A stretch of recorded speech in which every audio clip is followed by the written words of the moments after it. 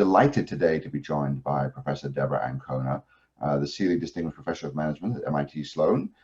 Deborah teaches extensively in our executive education programs and is really recognized as a pioneer in research on leadership, and particular leadership in the context of how teams and organizations actually operate.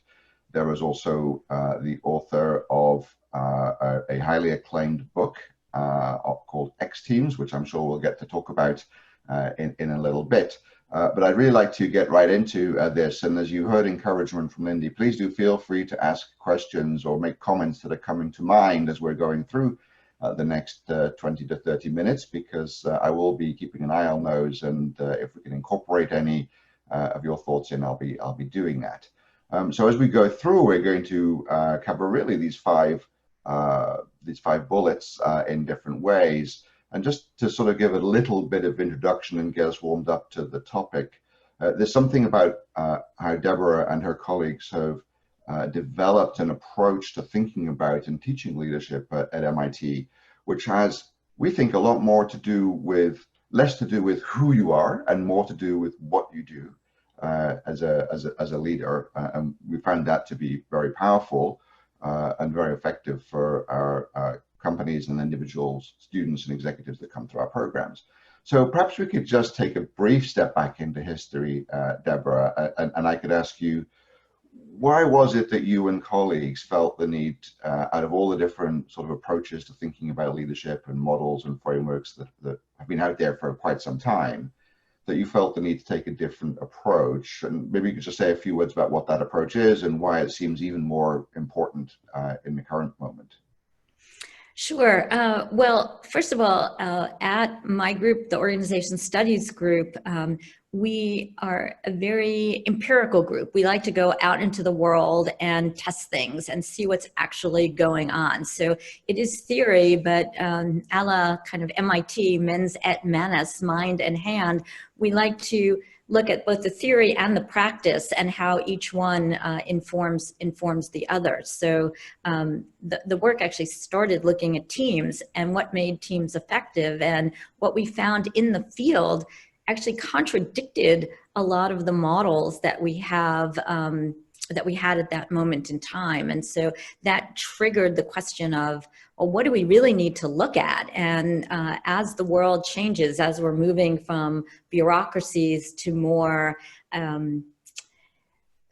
distributed leadership, as we're looking at innovation and the need to move nimbly, this work has become even more important, and we look for clues in actual practice and then test things in a more rigorous way as we come up with new models that help to define a way of shifting how we look at the world when it's rapidly changing. So, of course, we've been going through a period of extremely rapid change over the last few weeks, and maybe looking ahead, that's going to continue. You know, what are some of the, just in a nutshell, what are the sort of the main elements of this approach to thinking about leadership? We talk about the 4 capabilities and X teams. Maybe you could just sort of quickly define some of the key terminology that we use. Sure. So a number of things. We used to talk about VUCA world, volatile, uncertain, complex, and ambiguous. Now it's VUCA on steroids, and that was even before the pandemic. So the speed at which things are changing is exponential. So it's not just that it's changing at a faster rate, and we're having to deal very quickly with that. So the question is, well, what's needed to engage in that world, which is not just at a higher level or rate of change, but also there are more interdependencies. So what's happening in terms of how we change in healthcare and how we deal with the pandemic is related to the economy, and how quickly we can get out of that is related to all kinds of other things. So it's a more interrelated world that we live in. And so when asking the question, what do we need to do to cope with that world? One of the things we talk about is leadership signature. So in an uncertain world, people are stressed. They want to know who's at the helm. What is your unique way of leading? Because it helps them to understand, okay, great. This is the person who is leading us. This is the person who's there. And now I know a little bit more about how to interact with that person because I know his or her own unique way of leading. Then we look at sense making. Well, if you've got a rapidly changing world, then the need to really understand the changes in that world, to ask the question, what's going on out there, is imperative. The idea of X teams, those are very nimble, flexible forms of team, and that's what's again needed if we are going to keep up with, or at least understand how to iterate our way through a changed world.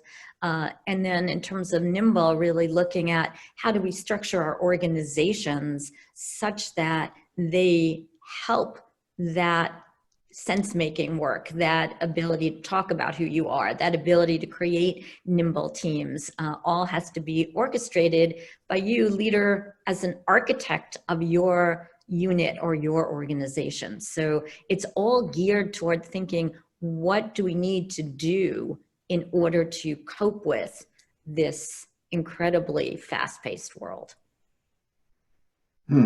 And that's a description, in some ways, it seems to me, of sort of a classic view of thinking about leadership through the lens of the structural leader. Your work also, I think, has a lot to say about the role of leadership throughout an organization. What do you mean when you talk about distributed leadership in that sense? Is that just nobody's in charge? Does that mean nobody's responsible? Yeah, I hope not. It better, help us understand. Yeah, no, it better not be nobody's in charge. So distributed leadership means a number of different things. First of all, it means that in a fast changing world, you cannot just have leadership at the top. It doesn't mean no leadership. In fact, you need leadership at every level. It means that people step up to a leadership role at all levels of the organization. It also means distributed across a team of individuals, that whenever a person has the expertise or resources to take over, that there's enough flexibility so that the person with that expertise can step in, and then that person steps back out again. So it's distributed across people, even at the team level. So it's organizational and it's at the team level. And it is distributed even across organizational boundaries. So as we think no longer just about individuals as leaders, but leading in a larger ecosystem, it means reaching across and having different organizations take the lead at different moments in time. Right now, we've done a lot of work actually in exec ed with Takeda, a pharmaceutical company, the R&D organization. Well, Takeda and Novartis have formed a partnership, which would have been actually unheard of pre-COVID, and yet they are coming together to say we need to speed drug delivery, and that led to a partnership with discussions with the FDA about drug development through. What do we have to do about testing? And then a lot of other organizations joined in. So distributed leadership is leading across individuals and teams, across people within organizations, and even across organizational boundaries. And it's interesting that you gave a very international example just there in terms of a company, and we're already getting some questions coming in saying, you know, what's the relationship between these ideas of distributed leadership and the kinds of activities that you describe occurring in the context of leadership? And does that vary between different kinds of corporate cultures? Does it vary between different sorts of international cultures? It definitely differs, and certainly in a distributed leadership organization where we have seen that what you need are entrepreneurial leaders throughout, but particularly at lower levels of the organization, coming up with new ideas, new products, new processes, but enabling leaders to help them, and then the architecting leaders who continuously improve the process. But in some cultures, be they national or corporate, the idea that there'd be bottom up as well as top-down decision-making is discouraged. So some of those companies are really experimenting with ways to empower despite their cultural heritage. Whether it be, we work with a company that has a new group called Biotech Within. So how can we shake up this company that's very hierarchical by starting with one particular arena, getting them to act differently, and then hopefully spreading practice out from that. So certainly cultures play a big role. That said, the need to do sense making, to in your mind let go of your existing mental model of how things operate is something that has to go on everywhere. The idea that you need to reach out and learn from other organizations, from other experts, is true everywhere. The idea that we have to iterate our way through, to experiment more, so do a lot of sense making, understand what's going on, create some kind of map. This is what we think is the current set of circumstances. Okay, sense making is a springboard into action. Now, what can we do with that information? What teams can we create? What products can we do, can we build right now? Is that need to do the sense making and then say, where do we go and how do we move quickly to iterate to a variety of solutions? And that's taking place around the world. It's taking place in many different countries and many different corporate contexts. And I think you gave some examples there, or helped us think a bit about how to, how do you get started on this journey as an organization.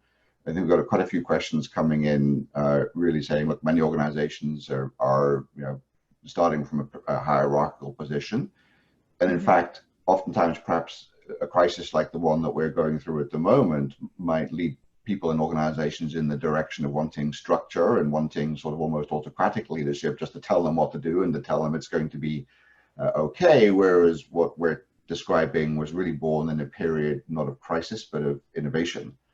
And of course, innovation could be a solution to the crisis.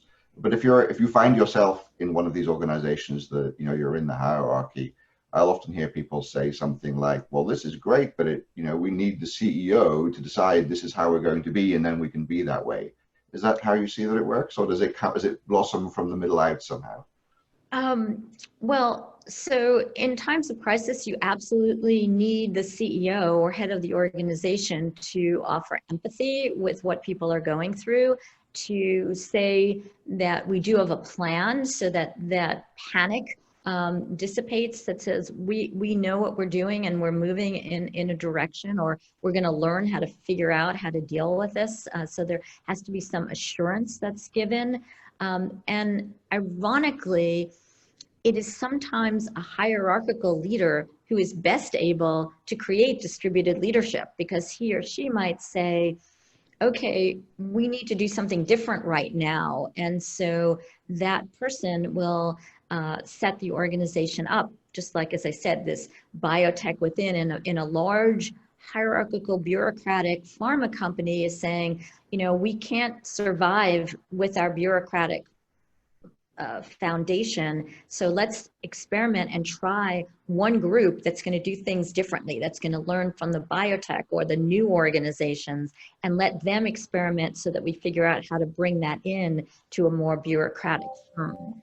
That said, every individual can move in a new direction. I mean, what if there are a lot of people on this call, but what if each and every one of you said, you know what, I don't really know what's changing right now, or I know that there's a lot of change, but I'm not sure what it is. What if each and every one of you asked your team to spend an hour, just an hour or an hour a day for the next week, understanding whatever it is. I was talking to some international development bankers. They need to understand more about what are the changing needs of our clients right now? What are new sources of funding? There's not enough money. What kind of private partnerships might we develop to deal with this situation? So get a feel. Every one of the people on this call could spend a little bit of time saying, what do I need to know more about? How can I go out and learn that? How can I speak to experts and analysts?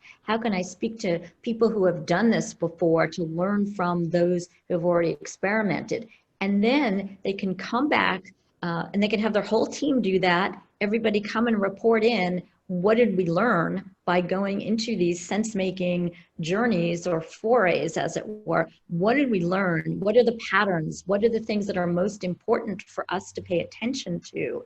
And then get a team into brainstorming, okay, what's the one thing we can do right now that would help the situation? Or have different teams addressing each of the issues. One might be addressing new ways to deal with customer needs. Another might be, how can we take our process and make it happen in a shorter period of time? So yes, we can ask our leaders to shift gears and create systems that are more what we call nimble, others call other names.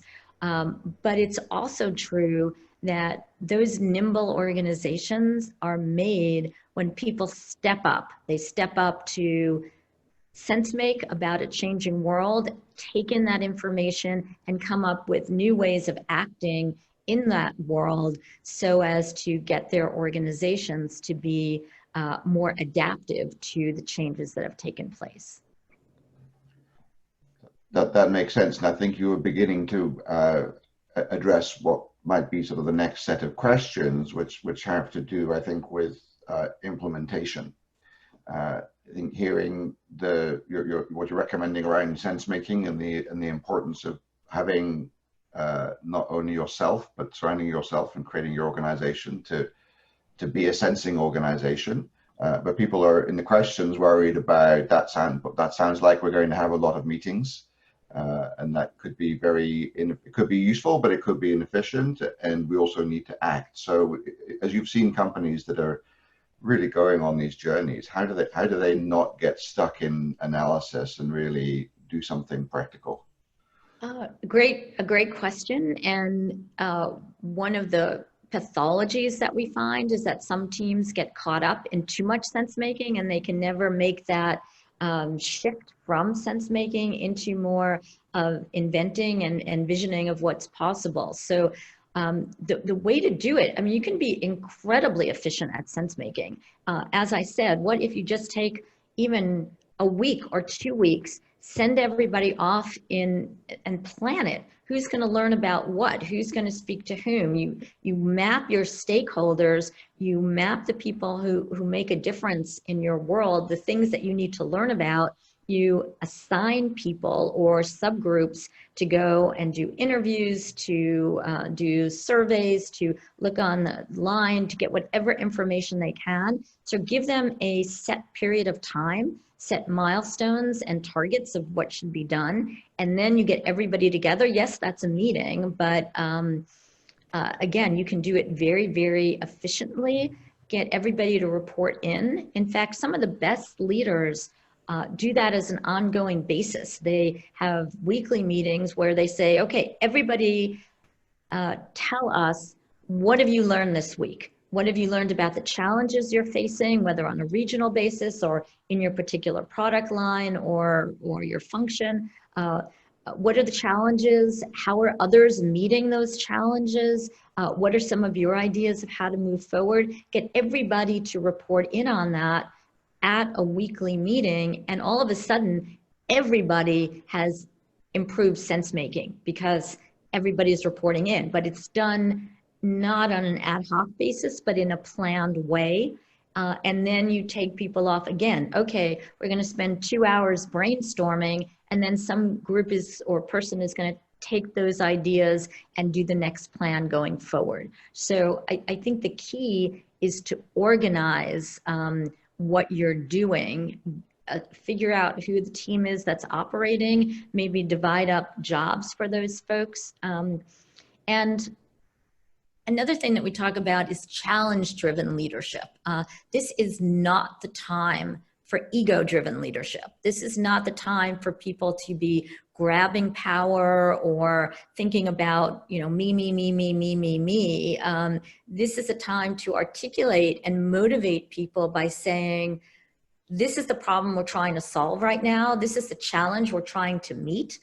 That's very motivating to people. Okay, we have a problem right now we have all kinds of groups working on nursing care, nursing home care, or this is how do we improve supply chains in order to get protective equipment to people who need it? How do we organize to deal with racial inequality in our own organizations? So really define what is the problem or issue or challenge that the team is trying to deal with or meet, and then sense making, go do it, set up your networks and create your connections to the people that you need to connect to, and then move into how do we do it? What are we going to do? Let's try a lot of different solutions. Let's test them out. And when we come up with ideas that work, that's when we then export them to the rest of the organization.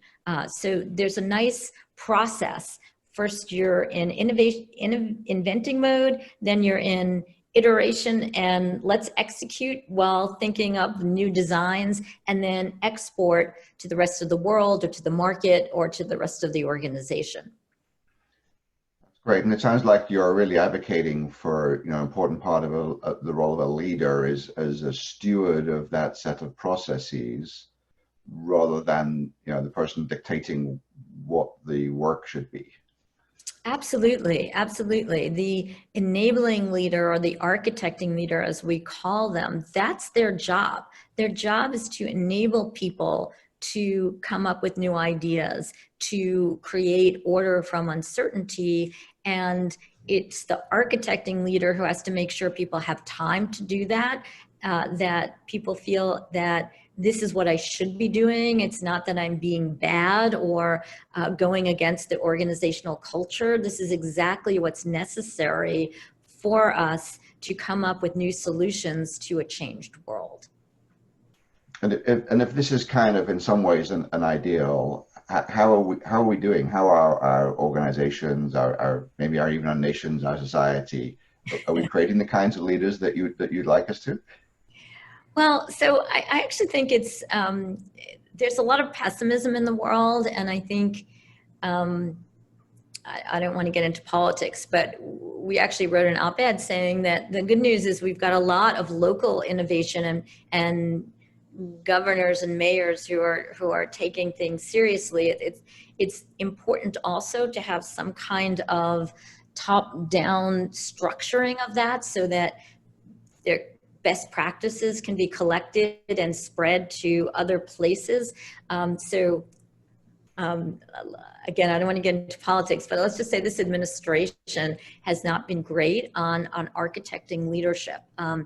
But that said, the amount of innovation going on, as I mentioned, the Takeda Novartis, never before have those groups come together, those companies come together and enabled a new mode of operating in order to say, the challenges, we need a drug. The challenges, we need a vaccine. The challenges, there are a lot of clear challenges. And so people are stepping up to saying, how do we organize to meet those challenges? And the ways in which we've been organized up to this moment in time may not be up for those challenges. So let's move ahead. And so there's a lot of innovation going on right now. There are a lot of people stepping up and saying, nobody's dealing with this. I better deal with it. And let's figure out a good way to do that. Thank you. And maybe in our last few minutes, and this is a topic that could be worth a webinar all of its own, what are your thoughts about the need that we're seeing now, but perhaps it's always been there for leaders to truly care about the human beings that are that they're surrounded with and that their organizations impact, but also themselves as human beings. What is the kind of, what are, in a very quick sort of summary, what are some of the key things that you're worried about on behalf of leaders, and what are one or two really important things that leaders should be doing to take care of themselves so they can lead? Right. So, we talk a lot about this idea of leadership signature. What is your own unique way of leading? You can't be somebody else. You need to be who you are. So it's important to know, what are your values? What are your strengths? What are your weaknesses? And as I said, and to communicate that to people. But there are many different slices of who you are as a leader. So there are choices in what you communicate. And what we see a lot of great leaders doing is shifting from, yes, I'm an innovating leader. I'm someone who knows how to execute and have vision, and you can continue to communicate that. But you see a lot of leaders shifting to leading by communicating their empathy. People need some empathy to say, it's tough out there. It's hard, and we get that. And here's what we're doing to deal with that, as we're also dealing with how does this organization organize itself to move into the future. Also, this is a very stressful time for all leaders. We're on Zooms all day. There are a million challenges facing us. So everybody should step back and say, what do I need to do to make sure that I'm centered and taking care of myself, whether that's exercise, whether that's meditation, whether that's just some time off to think about, who am I as a leader? What's important for me to do right now, so that you can make sense for yourself of all the flurry of activity that you're caught up in. If all you do is Zoom, literally and figuratively, all you do is Zoom from one moment to the next, it's hard to really be able to architect that system or organize others for sense making. You need to step back and say, what's the most important thing to do? So you need to give yourself the time to figure that out and to help yourself deal with the stress, just as you're trying to figure out how to help others to deal with the stress that they're undergoing. Great. I think that's a great point to take a pause on, and we're just about out of time as well. So thank you very much, Deborah. This has Very been fast. fascinating, and it does go quickly. We could talk for hours about this topic. One other thing that you didn't mention explicitly, but I think was implicit, that we should all be doing as leaders, as part of sense making, is keep learning, and not only learning about ourselves, but learning to keep our brains really fit and healthy as well. And you're teaching many programs, but here are some that at MIT Sloan that are available to people. We'll distribute this information by email to everyone afterwards, along with some more reflections on the many questions that have been coming in. And thank you all for sending those in so actively. So I'm sorry we have to close now, but once again, thank you so much, Deborah, for joining us for this webinar. Thank you all from all around the world for spending this 30 minutes with us, and we hope to see many of you again next week or in the weeks to come. Well, thank you all for participating. Appreciate it.